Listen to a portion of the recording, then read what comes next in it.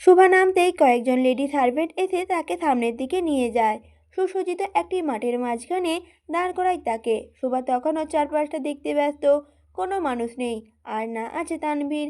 তাকে এখানেই বা কেন আনলো সেটা সে জানে না। চুপচাপ মাঠের মাঝখানে দাঁড়িয়ে রইল শোভা। কিছুক্ষণ পর জোরে জোরে শব্দ আসতে লাগলো তার কানে। শব্দটা কোথা থেকে আসছে এদিকে ওদিকে তাকিয়ে দেখলো, তেমন কিছুই নেই। তাহলে শব্দটা আসলো কোথা থেকে? ঠিক সেই সময় শোভা উপরের দিকে তাকালো। প্রায় 5-6টা হেলিকপ্টার তার মাথার উপরে গোল গোল করে ঘুরতে লাগলো। শোভা কিছু বুঝে ওঠার আগেই তার উপরেই ভারী ভারী গোলাপ ফুলের বর্ষণ শুরু হলো। আর বিভিন্ন রং দিয়ে আকাশে 7-8টি ফাইটার পেন দিয়ে লেখা হচ্ছে, আমার বউ হবা। ঠিক তখনই একটা কালো চপার শোভার সামনে একটু দূরে এসে দাঁড়ায়।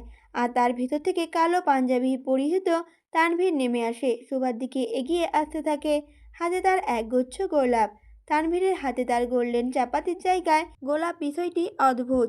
কেমন যেন মনে হচ্ছে ভূতের মুখে দোয়া কালামের মতো। তানভীর এসে সোজা শোভার সামনে তার হাতে গোলাপগুচ্ছ দিয়ে দেয় আর বলে ওঠে, তানভীর, আমার বউ হবা। শোভা মনে মনে না না করতে থাকে, কিন্তু মুখ ফুটে সেটা বলার সাহসটুকু হয় না তার। তানভীর বলে ওঠে, কি হলো, বলছো না কেন? তানভীরের ধমক শুনে শোভা সাথে সাথে মাথা নাড়ায় আর বলে ওঠে, জি। তানভীর বলে ওঠে, গুড। কথাটা বলেই তানভীর নিজের পকেট থেকে একটি হীরার আংটি বের করে শোভার হাতে পরিয়ে দেয়। ঠিক তখনই আবারও আকাশে গোলাপের পাপড়ির ভারী বর্ষণ হতে থাকে, আর হেলিকপ্টারগুলো থেকে তার পঞ্চ পাণ্ডবদের আনন্দ উল্লাস ভেসে আসে। তানভীর বলে ওঠে, তোমাকে একটু জড়াই ধরি, কিছু মনে করিও না। কথাটা বলেই তানভীর আলতো করে শোভাকে জড়িয়ে ধরে, আর আকাশে বাজি ফুটতে থাকে। গোলাপের পাপড়ির বর্ষণও চলতে থাকে। এ যেন রূপকথার এক কাল্পনিক চিত্র। ভালোবাসা যখন পাগলামিতে পরিণত হয়, তাকে থামানো মুশকিল হয়ে যায়। দুনিয়া একদিকে হয়, আর তার প্রিয় মানুষের কাছে পাওয়ার আশঙ্কা আরেক দিকে। তানভীর শোভার প্রতি এতটাই দুর্বল হয়ে পড়েছিল যে একদিন তাকে চোখের আড়াল করলেই তানভীরের সবকিছু এলোমেলো হয়ে যায়। এইদিকে তানভীরের এই পাগলামো শোভার মনে তার প্রতি আরও ভয়ঙ্কর ভয় সৃষ্টি করেছিল। তানভীরের থেকে যতটা সম্ভব নিজেকে দূরে রাখতে চাইছিল শোভা, কিন্তু নিয়তি হয়তো তানভীরের পক্ষে ছিল। তাই শোভার খুব করে চেয়েও তানভীরের থেকে নিজেকে আড়াল করতে পারছে না। তানভীর আলতো করে শোভাকে জড়িয়ে ধরে রাখে, আর আকাশ থেকে গোলাপের পাপড়ি ভারী বর্ষণ হতে থাকে। তানভীরের পঞ্চপাণ্ডব উপর থেকে যে যার মতো হেলিকপ্টার দিয়ে ফুল দিতেই থাকে, আর ভিডিও কলে একজন আরেকজনের সাথে কথা বলতে থাকে। মানিক বলে উঠল, আমিও কাউকে এভাবে জড়াই ধইরা রাখতে চাই রে। সাকিব বলে উঠল প্রতি উত্তরে, বিদ্যুতের খাম্বারে ধরগা যাইয়া সেই ফিল পাবি। সাকিবের কথা শুনে সবাই হেসে ওঠে। মানিক বলে ওঠে, সাকিব বা, তোরে আমি এমন জায়গায় পাঠামু জিন্দিগিতে আর ফেরত আইতে পারবি না। প্রতি উত্তরে সাকিব বলে ওঠে, পাট খেতে পাঠাস, হাতে একটা ছেড়িও দিস। মানিক বলে ওঠে, শালা লুচ্চা। ওদের কথার মাঝে মাহির বলে ওঠে, কথা বাদ দিয়া ফুল ছিঁড়া শালার ভাইরা, ভাই না হলে আমাগো চামড়াইয়া ছিঁড়া ফেলাইব। বেশ অনেকক্ষণ ধরে তানভীর শোভাকে জড়িয়ে ধরে রাখে, আর অপরদিকে শোভার অস্বস্তির মাত্রা বাড়তেই থাকে। এক পর্যায়ে শোভা নিজের চোখটা বন্ধ করে দীর্ঘ নিঃশ্বাস নেয় এবং বেশ অনেকটা সাহস নিয়ে তানভীরের সাথে কথা বলার জন্য প্রিপারেশন নেয়। শোভা বলে ওঠে, আপনার সাথে আমার কিছু কথা আছে তানভীর। এই প্রথমবার শোভা নিজে থেকে তানভীরের সাথে কথা বলার জন্য বলল। বোবার মুখে বুলি ফুটেছে দেখে তানভীর খুবই খুশি হয়। তানভীর শোভার গলা থেকে নিজের মুখটা ওঠায়, আর নিজ হাতে শোভার চুল থেকে পাপড়িগুলো সরাতে সরাতে বলে ওঠে, আমি তো চাই তুমি আমার সাথে কথা বলো শোভা, অনেক কথা বলো আমার সাথে, মন খুলে কথা বলো। শোভা বলে ওঠে, আমি। কথা আর বলতে দেয় না তানভীর। তানভীর শোভার ঠোঁটে আঙুল দেয় আর বলে ওঠে, এখানে না, তোমার জায়গা ভিতরে। বাইরে বাইরের মানুষেরা কথা বলবে, ঘরের বউ না। তানভীরের মুখে বউ ডাক শুনে শুকনো ঢোক গিলে শোভা, আর তৎক্ষণাৎ নিজের চোখ নামিয়ে অন্যদিকে নেয়। শোভার চোখ নামানো দেখে তানভীর বুঝে যায় তার মনের অবস্থা।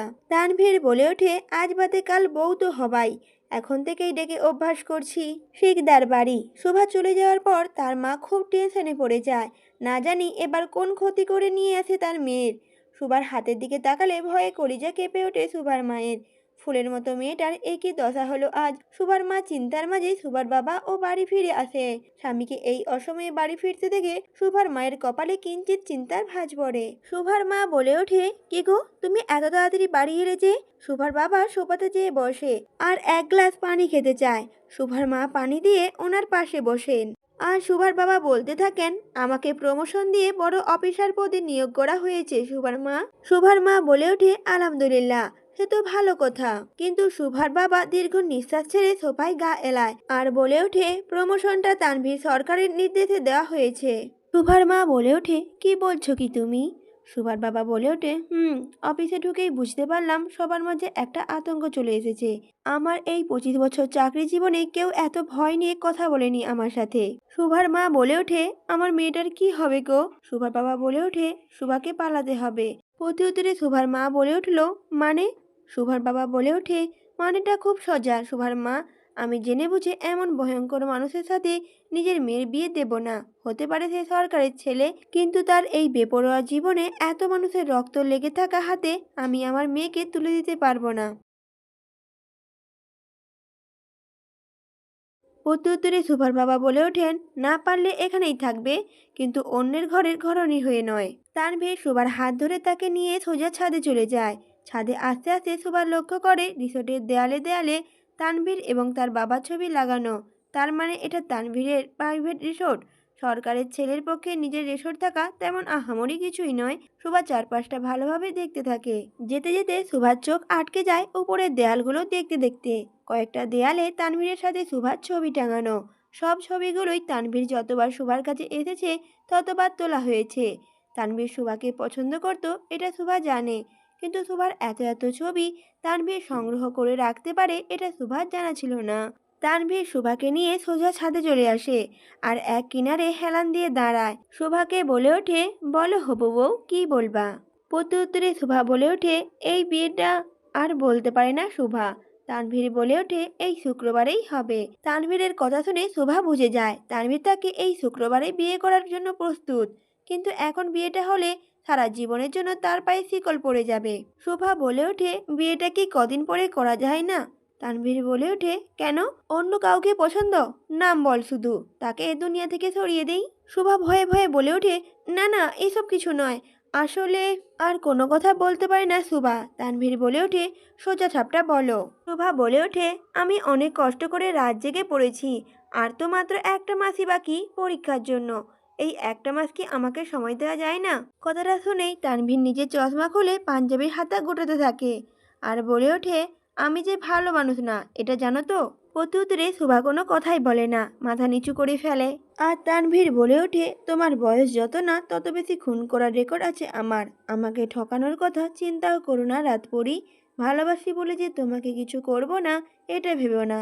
তানভীরের এমন কাট কাট কথায় উত্তরে শোভা কি বলবে কিছুই বুঝে উঠতে পারে না। তানভীর তখন বলে ওঠে, কাছে আসো। তানভীরের কথা শুনে চোখ বড় বড় করে ফেলে শোভা। তানভীর আবারও বলে ওঠে, কি হলো, আসতে বলেছি? শোভা তানভীরের খুব কাছে এসে দাঁড়ায়। তানভীর শোভার কোমরে হাত দিয়ে তাকে নিজের বুকের সাথে লেগে দাঁড় করায় আর বলে ওঠে শোভাকে, আমাকে ঠকাবে না তো রাতপরি? প্রত্যুত্তরে শোভা মাথা নেড়ে না বোঝায়। তানভীর বলে ওঠে, আচ্ছা তাহলে একটা চুমু দাও। প্রত্যুত্তরে শোভা বলে ওঠে, কি? তানভীর বলে ওঠে, দিবা না? তানভীরের চোখ রাঙানো দেখে শোভা রাজি হয়ে যায়, কিন্তু তানভীর শোভার থেকে বেশ লম্বা হওয়ায় কিভাবে কি করবে বুঝে উঠতে পারে না সে। তারপর নিজের পা হালকা উঁচু করে তানভীরের গালে চুমু দেয়। তানভীর, আমি তানভীর সরকার, আইন মানি না, আইন তৈরি করি। কথাটি বলেই তানভীর বৈদেশিক কর্মীদের সামনে দাঁড়িয়ে চাপাতিটির অপর হাত দিয়ে ভালো মতো করে মালিশ করতে থাকে আর বলে ওঠে, আমার আইন এটাই বলে, যেই আমার আব্বাজানের মারার প্ল্যান করেছে তার মাথা সিনা থাইকা আলাদা করিতে হইব। কথাটি বলেই তানভীর এক কোপে সামনে দাঁড়ানো লোকটির মাথায় চাপাতি চালিয়ে দেয় আর ঘাড় বাঁকিয়ে অপর পাশের লোকটির দিকে তাকায়। তানভীরের তাকানো মাত্র লোকটি প্যান্ট ভরে মুতে দেয়। তানভীরের মুখে রক্তের ছিটাপোটা দেখে লোকটির প্রাণ যায় যায় অবস্থা। তানভীর বলে ওঠে, শালা মরার আগেই মুতে দিলি, যা তোর সাথে সাথে যা, জাহান্নাম ইজ কলিং। কথাটা বলেই তানভীর অপর পাশের জনকে একইভাবে চাপাতি দিয়ে পরপারে পাঠায়। উপস্থিত সকল নেতারা ভয়ে জড়সড় হয়ে যায়। তার মধ্যে কয়েকজন বুঝে গেছে তাদেরও উপরে যাওয়ার টিকিটও কনফার্ম হয়ে গেছে। তানভীর জোরে বলে ওঠে, মাহির, দরজা লাগা। তানভীরের নির্দেশ শুনে কয়েকজন তাদের কদম পিছিয়ে নেয় আর ভিড়ের মধ্যে মিশে যায়। ঠিক তখন তানভীর বলে ওঠে, ডিআইজি। ডিআইজি অফিসার বলে ওঠেন, জি তানভীর বাবা। তানভীর তাকে বলে ওঠে, 12 জন নেতার লাশের ময়নাতদন্তের রিপোর্ট বানাতে দেন। ডিআইজি অফিসার বলেন, ঠিক আছে তানভীর বাবা। কথাটা বলেই চলে যায় তিনি। আবার তানভীর বলে ওঠে, কর্নেল ওসমানী, কর্নেল ওসমানী বলে ওঠে, জি তানভীর বাবা। তানভীর তাকেও বলে ওঠে, প্রেস মিটিংয়ে স্কিপ মুখস্থ করেন। প্রত্যুত্তরে কর্নেল ওসমানী বলে ওঠেন, তানভীর বাবা স্কিপ যদি দিতেন।